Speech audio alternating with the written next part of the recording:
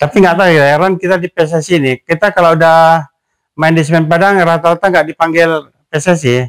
Kenapa? Kayak dia berangkat juga katanya. ya. Orang berangkat ke Thailand, dia berangkat ke kampung halamannya.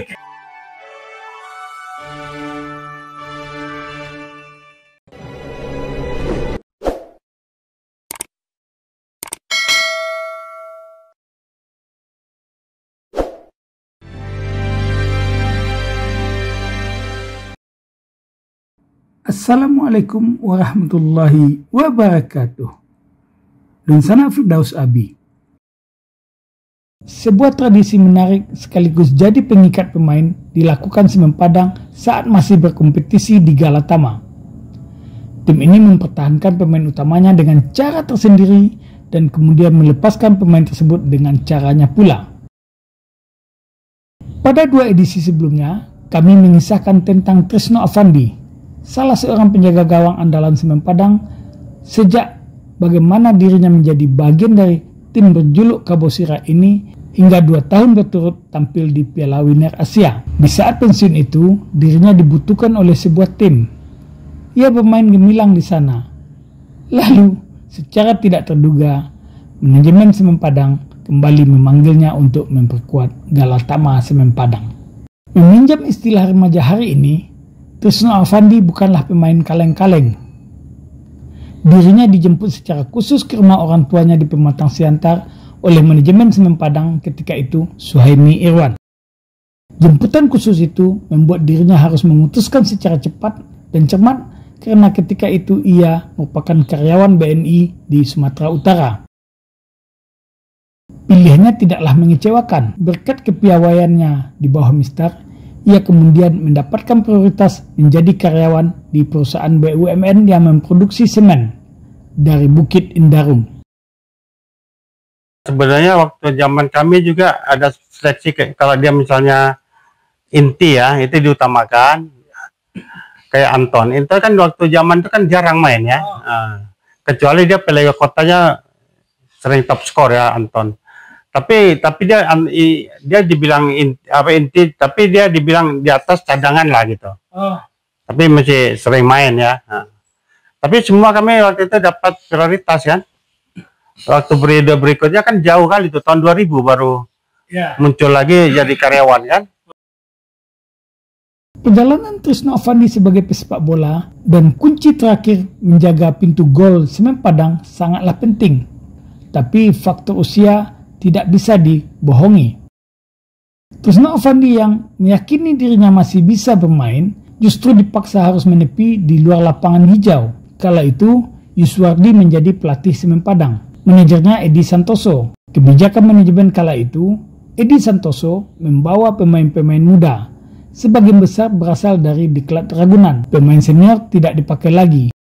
Mereka yang sudah menjadi karyawan harus masuk ke kantor. Kita ada berapa orang yang dianggap udah sepuh lah ya main bola di Semen Padang. Pertukaran pelatih dari 96 sebelumnya Jokan Pasaribu ke Edi Santoso. Nah, kan di situ Edi Santoso lebih cenderung dia banyak pemain muda yang dari Ragunan. Sebelum Edi Santoso ini Pak Yuswardi. Di situ kita udah mulai di apa itu? Udah di yang sini udah mulai dipinggirkan. Setelah masuk Pak Edi Santoso, itu anak Ragunan rata-rata kan, dan dari Jawa. Apa boleh buat, Tresno harus masuk kantor, walau sesungguhnya batinnya masih ada di lapangan. Kurang setahun berselang, Suatman Imam dipercaya menjadi pelatih PSP Padang.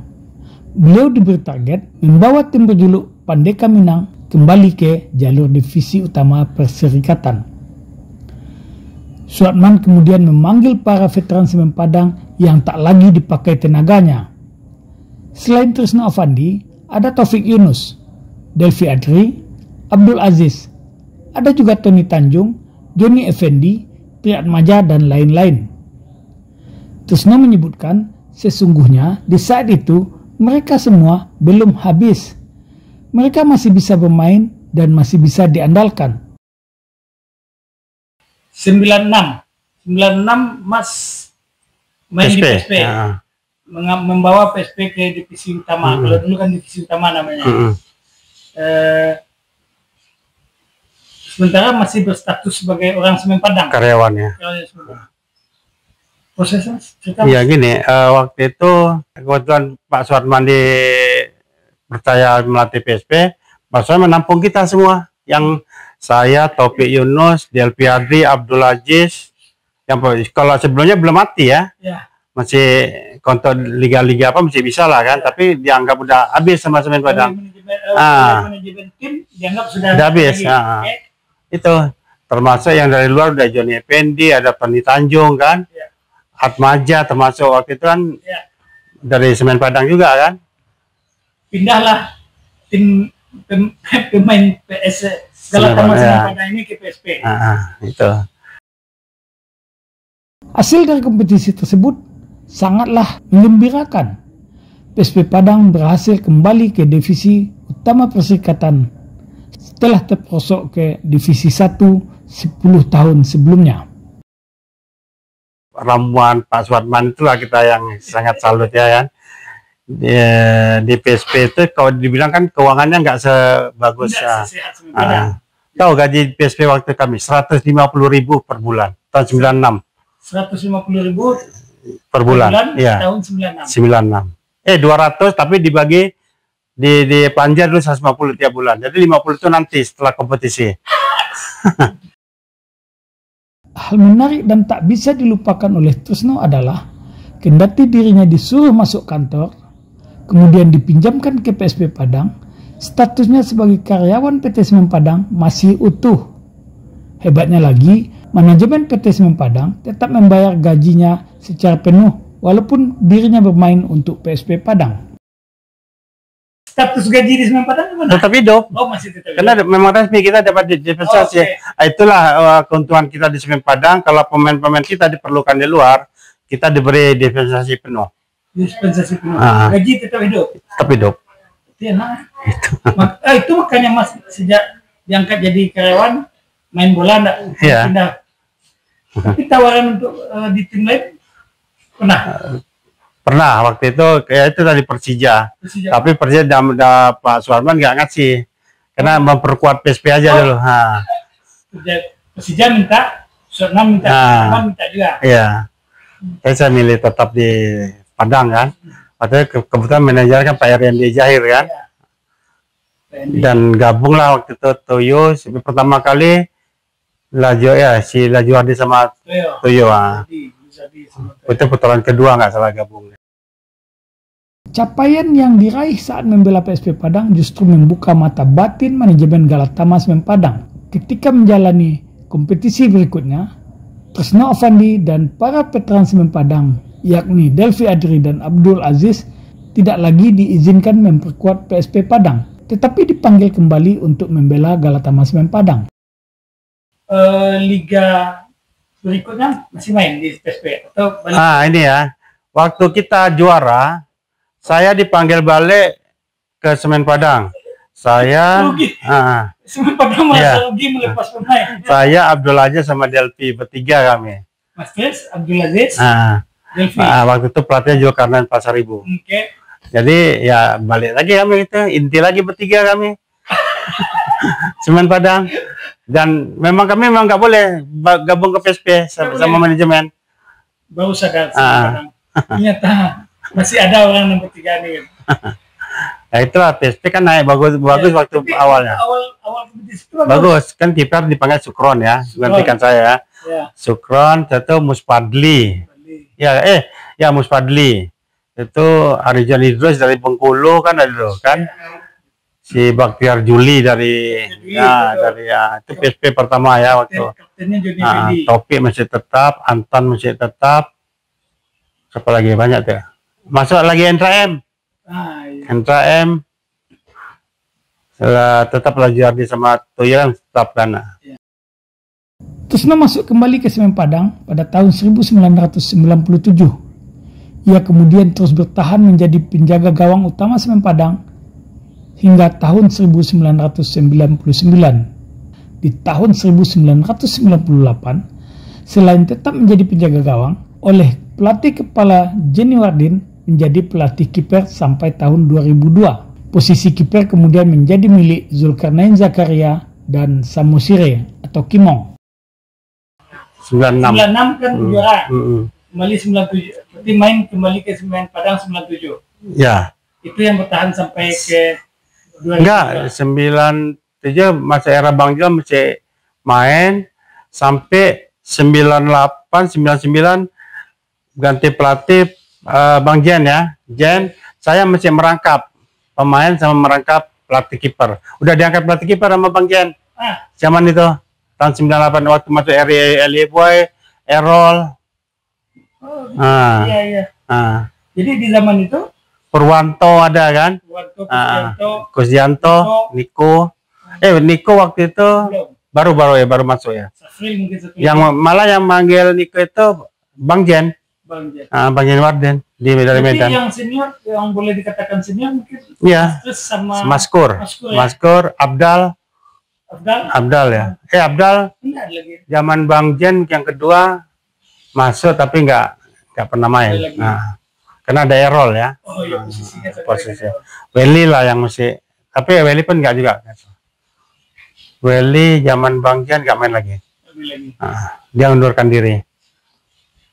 Itu setelah itu udah sampai pergantian lagi sampai Pak Suatman kan. Jadi ketika di status pelatih kiper merangkap pemain itu ada sempat turun Mas? Ada di turnamen. Kita dulu sering kan ada turnamen di Medan kan. Di kompetisi nggak ada. Karena kan udah Cijol sama Mosir berganti-gantian ini. Sama-sama bagus waktu itu ya. Kalau main di kandang lebih banyak Zulkarnain, kalau main di luar sering si Samosir.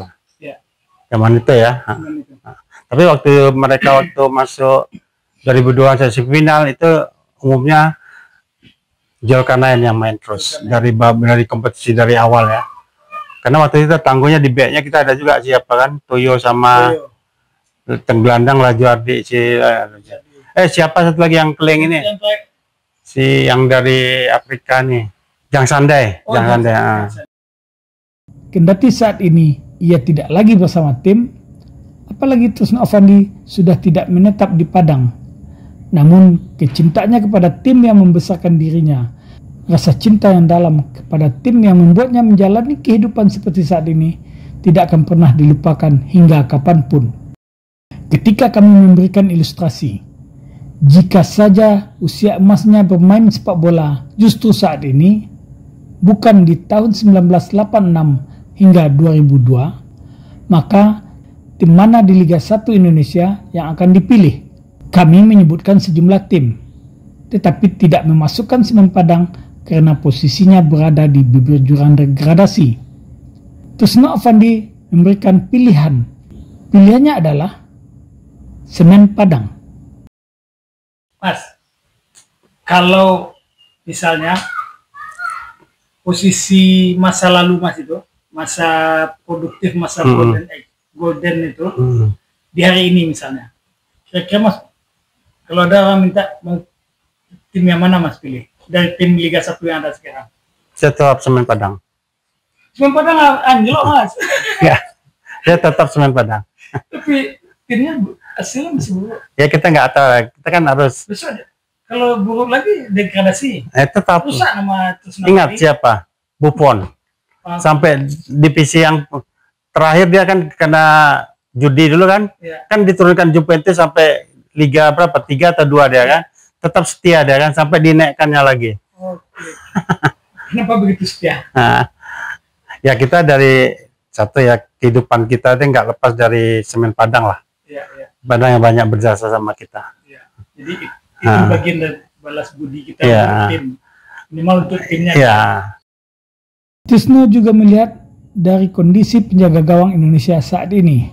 Beberapa nama menjadi penjaga gawang favoritnya. Kondisi pemain hari ini, plus minus pemain hari ini, minimal di sisi penjaga gawang. Kalau putaran pertama yang saya lihat, memang kita keleman satu penjaga gawang ya. Kan udah berganti-ganti, mereka tetap begitu juga ya. Yang kedua ini mungkin paling bagus lah saya temukan kiper ini yang Arthur apa nama Arthur. Nah, saya kenal lihat langsung dari dasar tangkap apa dari semuanya lengkap ya sebagai penjaga gawang profesional ya. Nah di musim kemarin putaran pertama pemain penjaga gawang itu setiap main ganti. Iya ada pergantian lah.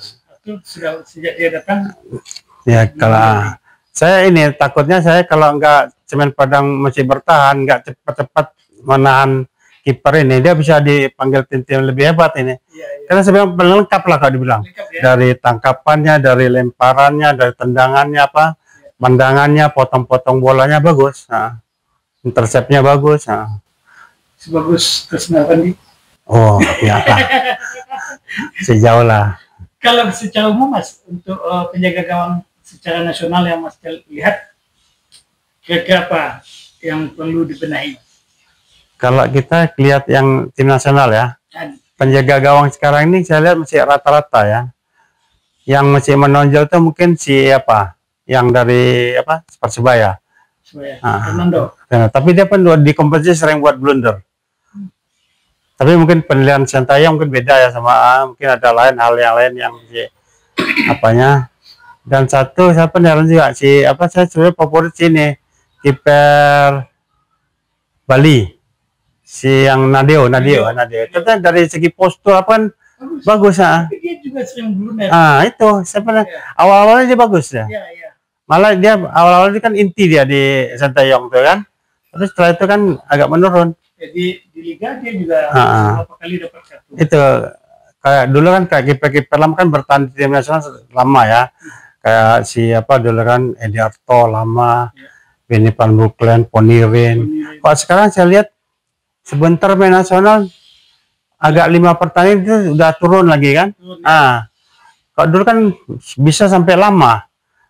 Banyak kayak Lisandro Harjo kan lama ya, kan. Di klub pun mereka bertahan sampai inti lama gitu kan bertahan. Ia juga mengenang kegagalannya mengenakan seragam Garuda setahun setelah bergabung dengan Galatama Semen Padang. Ketika itu, sebenarnya ia sudah dipanggil TC untuk timnas Under 23. Di saat menjalani TC, ia cedera. Akhirnya, tempat yang seharusnya menjadi milik Tresno Afandi justru berpindah kepada pemain lain. Mas pernah dipanggil timnas, Mas? Pernah tahun waktu awal-awal di Semen Padang tahun 87. 87. Langsung. Ya, 87 panggil usia 23. Waktu itu pertama sendiri. Kiper waktu itu Lisjanto, ada yang dari Makassar, terus dari Persebaya. Tapi saya waktu itu cedera lutut main di Makassar. Udah dipanggil, waktu main di Makassar, lutut saya kena. Jadi waktu itu kebetulan pelatihnya kan Pak Suarman. Saya nggak diberangkatkan, digantikan dengan Welly sama Delpi.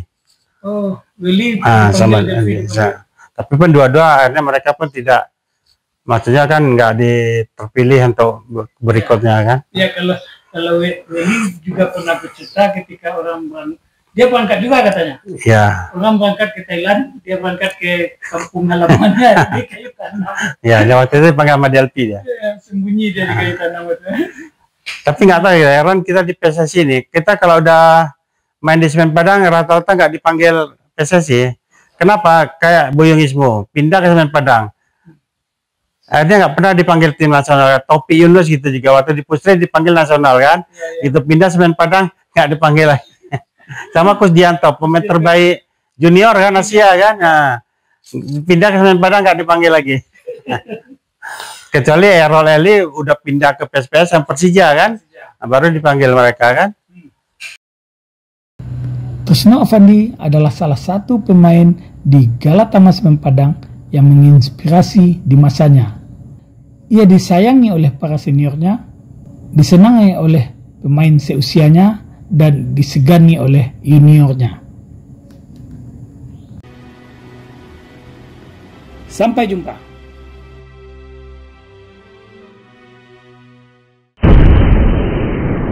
Sampai di sini dulu jumpa kita kali ini. Dan tetap dukung channel ini sehingga kami bisa memberikan informasi-informasi yang inspiratif untuk kita semua.